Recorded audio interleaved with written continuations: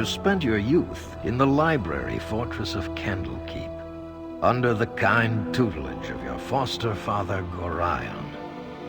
Imoen shared this home, a kindred spirit. Her background was as mysterious as your own. Gorion's murder brought answers to your questions when his killer Saravok was revealed to be your brother. You and Saravok were a product of the time of troubles, a chaotic period when gods were made flesh and forced to walk the earth. One such deity foresaw his own death and walked the land before the cataclysm. He left a score of mortal offspring, intended to be the fuel for his rebirth. The god was Bhaal, Lord of Murder, and you are one of his children. Saravok sought a war of sacrifice to prove his worth, believing he could become the new Lord of Murder. You killed your brother, sending his taint back to Bhaal. You were the hero of Baldur's Gate, but some suspected you shared the same lineage as Saravok. You departed soon after, under circumstances much darker than anyone would have believed. They came as you rested, figures cloaked in mist that clouded your thoughts, blurring the lines between consciousness and dreaming. There was no malice or hatred, no mention of an old score, only quick capture and the promise of grim deeds to come.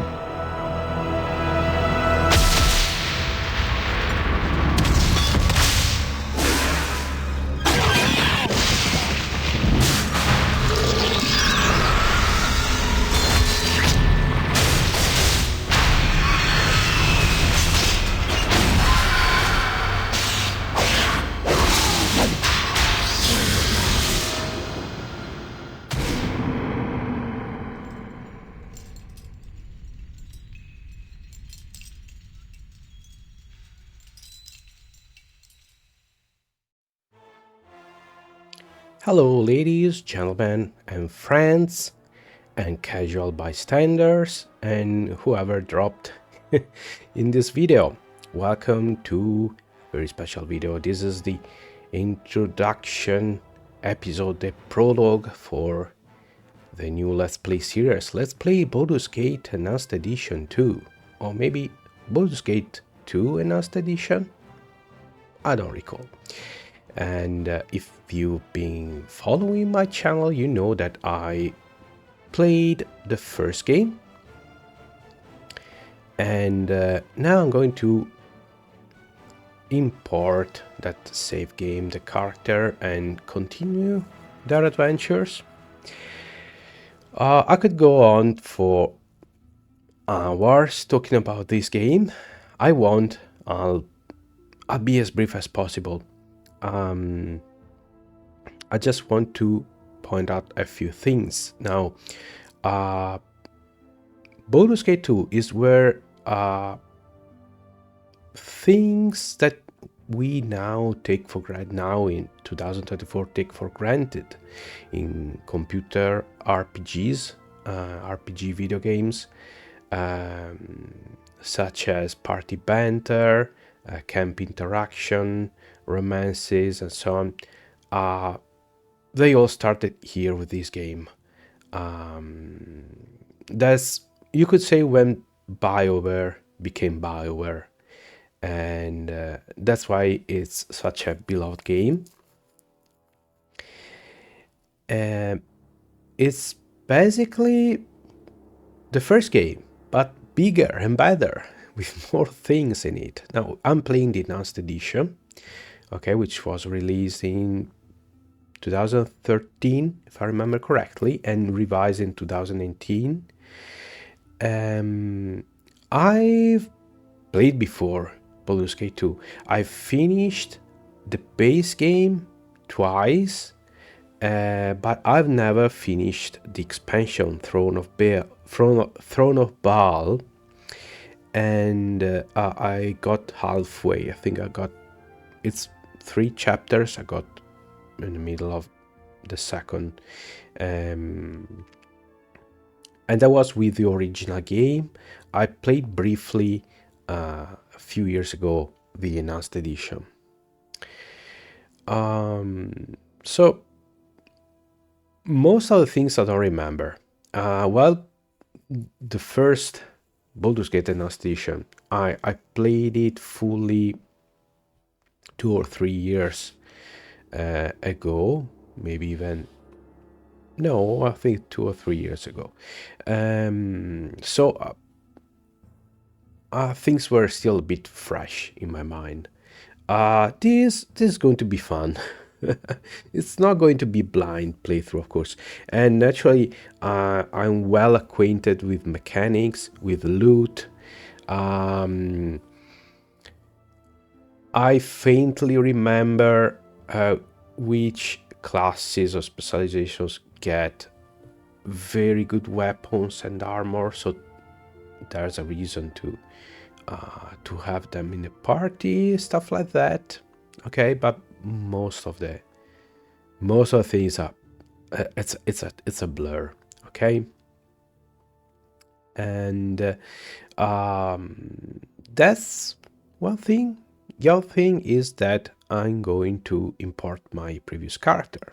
I'm going to introduce you quite briefly. So I'm going to import the game.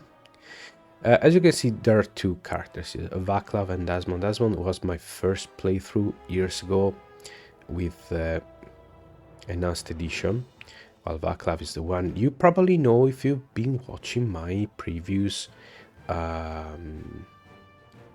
Let's Play series.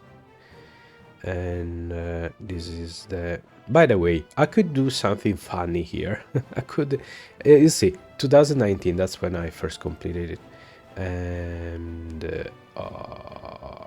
then I for some reason 2023 reloaded.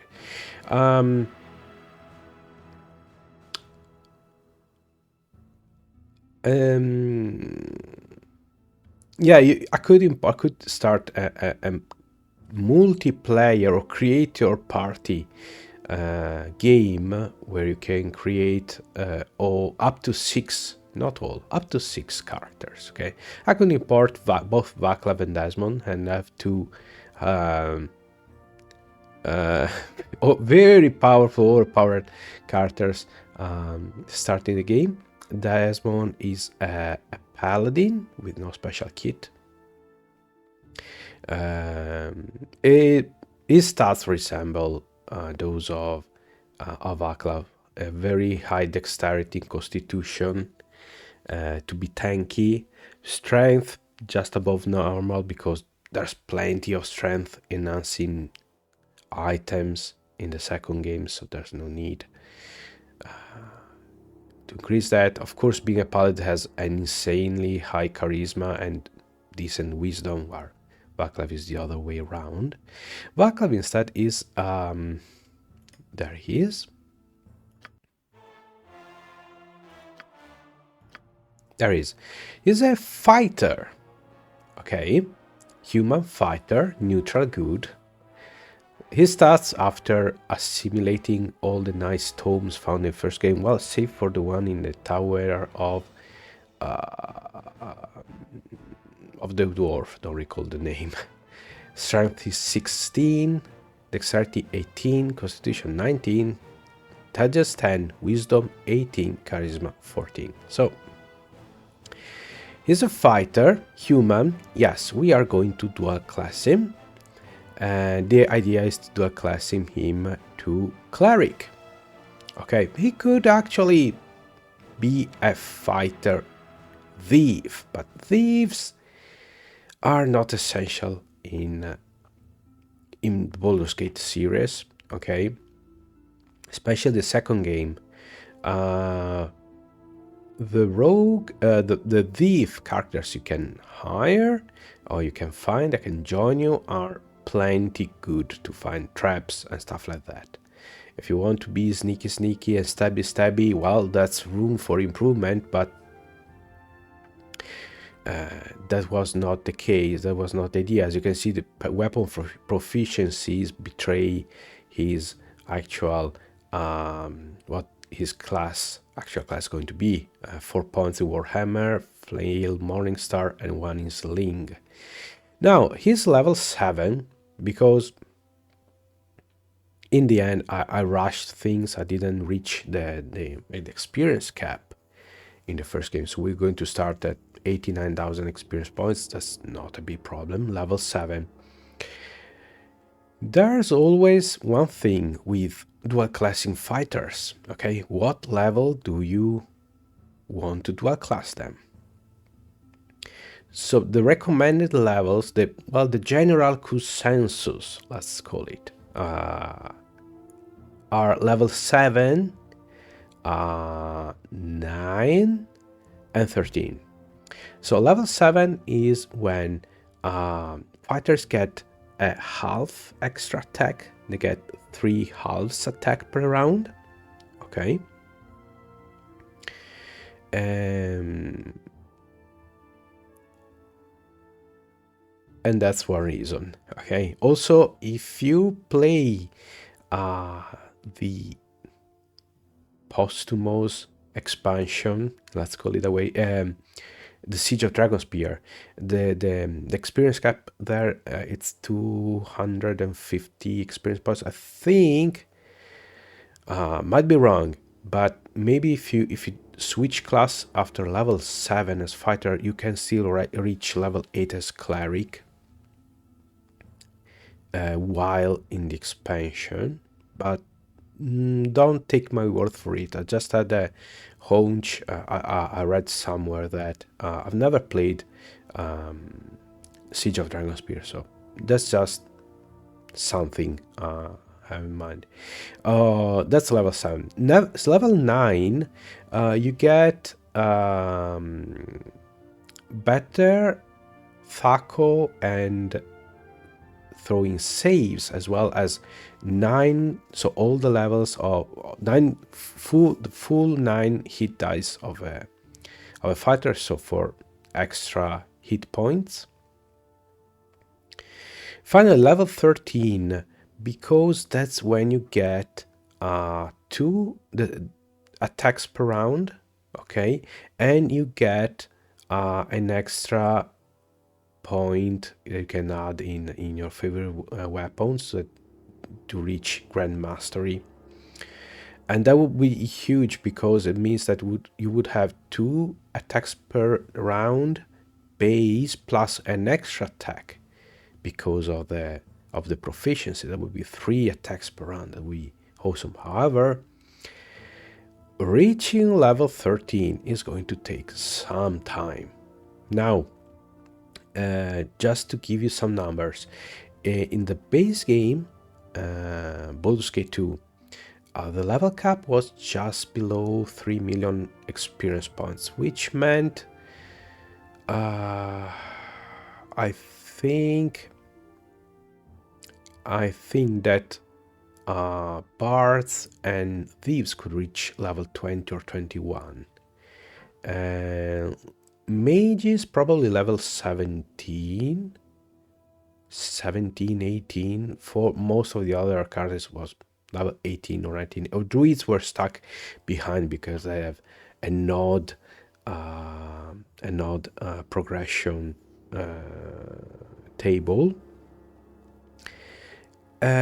So you will spend probably 1/3 of the game as a fighter, then another third of the game as a very low level cleric, and you start enjoying being a dual class fighter cleric by the end of the regular game, and it will be something just in the expansion instead. Things were got blown out of proportion. The level cap is 8 million experience points. Most classes can reach level 40, while multi-class demi-humans can reach about 24, 27. Okay. So yeah, I'm probably going to switch right away. and be happy with my 2 attacks per round, half extra attack for the fighter levels and half because of the weapon proficiency, and call it that. And that'll be a cleric. Okay, be tanky, it'll be the tank, frontline fighters, and also a cleric. He's neutral good. Okay, so we're going for good aligned party members. Okay, one thing that they hugely improved in Baldur's Gate 2 compared to the first game, and it became a staple in, for instance, like, well, not really the Dragon Age series, that they circumvent the problem with a camp feature. So when dismissed, all the characters can stay right there where they are when they got dismissed, or go back to a safe place where you can recruit them easily. Okay, so you can have a certain fluid management of the party. Okay, you can keep a little bit of rotation if you need. Okay, if for some part of the game you prefer to have an extra spellcaster or instead of a frontline fighter, stuff like that, or you want to complete as many personal quests in the game as possible, because most characters, most NPC, most companions that can join you have personal quests here that reward a lot of experience, items, stuff like that, and most of them are worth doing. And so yeah, you can do that. I don't think there's a limit to the number of times a character can be dumped and recalled, unlike the first game, but I don't know if that got changed in the last edition. So we're going to do that. One thing that I did last time I played Baldur's Gate 2 was to have a mixed aligned party. Basically, I had all the characters coming back from the first game. So along with Imoen, Jaheira, and Minsk, I also had Viconia and Edwin, who are evil aligned.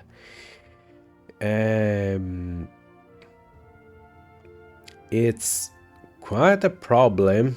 In that case, it can be done. Well, I don't recall if Edwin was a permanent fit in the party. I don't think so. Viconia surely did. However, you have to apply some serious reputation management. Okay, because evil party members will simply leave if your reputation gets too high or gets to 19 or 20. And that involves a lot of quick save and quick load, okay, to get the perfect balance every time of reputation rewards and stuff like that. The other things what probably talk about later during the actual playthrough. So yeah, I still don't know who's going to end up in the final party. There are going to be some changes. Okay, some are forced. And you if you know, you know. Otherwise, you'll know when you see them happening. Others will see. Just if I try out a character for like an hour or two and see if they are a good fit in the party. If you go for a good aligned party, there are plenty of good characters that can join you. Plus, you could also have some neutral characters. In the base game, neutral characters started complaining when your reputation got too high, got to 19 or 20. It happened the same in the first game, but as we saw during my playthrough, at least Branwen, who's true neutral, had no problems being in a party with 20 reputation. Actually, she was singing our praises like every hour or so. So maybe they fixed that, okay, and neutral alignment characters that actually mean well. They how can I say that mean good, okay. Probably they cope very well with very high reputation. I don't know if this is the case. We probably will see right away with Jaheira. There are many neutral characters that are interesting in this game. One is Jaheira, who is greatly improved since the first game, and another one is Anomen, who's a dual class fighter cleric, but for obvious reason is not going to join us because there's Vaclav already. Plus Anomen is a he is very grating. I tried to hire him a couple times. I really cannot endure his personality for longer than a couple hours. So yeah, probably I'm going to steal his portrait as well for Vaclav. And who else? There's a gnome thief illusionist. I don't recall his name. If you don't have already a rogue, a thief, sorry, he can work for a bit, okay, but they're not. There's a druid that there's always a pure class druid, which is who is quite unremarkable. Evil characters, on the other hand, they are quite good. They are very evil, though. There's the aforementioned Viconia and Edwin. Viconia is probably the best cleric in the game again. Edwin is simply the best spellcaster in this game. Then there's a couple of new characters in the enhanced edition. The Blackguard Dorn, who is again very good, and a thief, a pure class thief, Hexat, I think. Okay, so for the first time, every main class is covered, even for an evil party. And of course you have Kagain to round things up, who is an absolute tank of a mean dwarf. Excellent fighter. So yeah, you can come up with an excellent evil aligned part. That's not going to be this case. Okay, I think I spoke too much. I talked enough about what we're going to do. All right, and so I'll see you soon with the first episode of the series. Until then, take care and goodbye.